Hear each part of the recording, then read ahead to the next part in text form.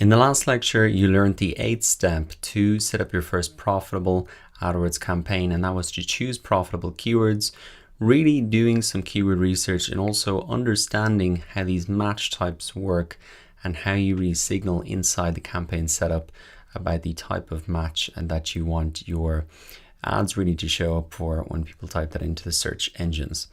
All right, now in this lecture, we're moving on and we're covering step number 9. Here, I just want to touch on briefly some of the advanced campaign settings, some of the features within AdWords that you can also use. So what we want to do is come back into AdWords here. And now that my campaign is set up, you're going to notice a couple of things here. And this is maybe the first point that we want to cover in terms of bids. Before, I told you that you didn't really need to know exactly the bid, because here in AdWords, they will show you the bids that you need to use for each keyword. So here I can see that I'm below the first page bid. So what I need to do is really update my bid to the suggested bid here. So 141. And now I will be eligible for my ad to show in there. And I really want to go and do that for the rest of the ads as well, and really adjust my bids there to the minimum that I really need to put them on. So once you do that, then your ads will really be showing, and you can really keep an eye on their progress here, how many clicks you're getting, impressions, click-through rates, the average cost position. All of this information will start to populate once your ads are live and up and running and really working. If at any stage you want to pause your ads, it's very easy to do. You can click here and you can just click on pause, and that pauses all of your ads, or you can do it on an individual basis as well. So I'm just going to deselect all of those. You can turn on and off any of the ads if some are performing well, some are not performing. If you're not quite ready to move forward, then you can also come back here if you want to come back into your campaign, and if you want to simply remove all of these ads, you can do that as well to make sure that you're not being charged if you don't want to move forward.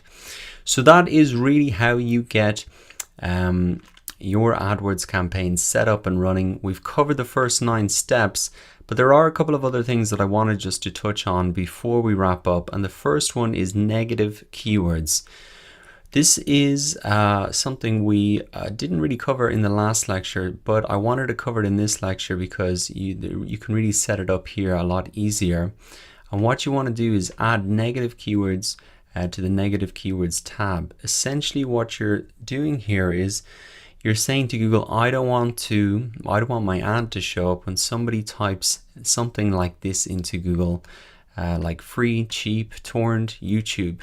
So for example, for my ads, if somebody was to type in digital marketing course, torrent, well, my ad would show up unless I put in these negative keywords. And if somebody is typing in digital marketing course torrent, they're not interested in buying my course. They just want to get a course for free. So obviously I do not want to show my ad to those people because they're not interested in buying. They have they just want to get the torrents, or anybody, if they're looking for a free digital marketing course, I don't want my ad to show up because once again, they're probably not interested in purchasing, which is really what I'm spending money to get people to buy. So what you can do is come into AdWords, or to come into your campaign, and under keywords, you'll see the negative keywords tab here. You can add these negative keywords at a campaign level. So all of the ads within your campaign, this will be applied to. So I'm just going to add the keywords in here. Simply torrent, free, maybe even cheap. What else did I include here as some examples? YouTube. So I can just add those negative keywords in, and they will really stop my ads from being shown. So once again, this is another way that you can target your ad even further, because you're not showing your ads to these particular people. And that is something that you might forget to do, but it can save you a lot of money. And also, if you notice over time that your ads are showing for particular terms, You can add that in as a negative keyword. If, for example, you are a dog walking service and you don't do dog grooming, well, then you can put in grooming here and your ads won't show. So if there are particular services that you do not offer that are maybe competitors or other people offer or that are related to your term, you can put them in here so they really don't show up.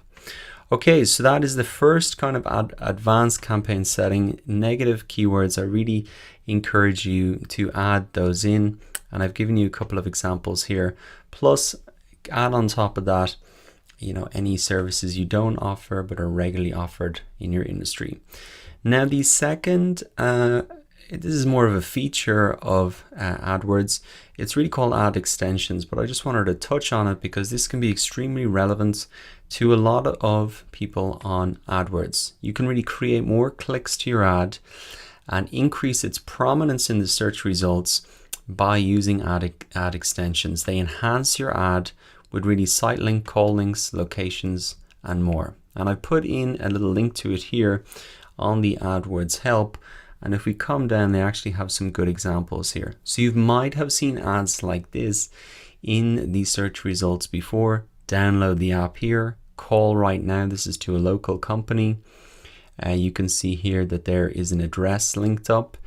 You can see here that there are links to different pages. You can see that there's review extensions where somebody puts in a particular review here. And further down, there's lots of different consumer ratings.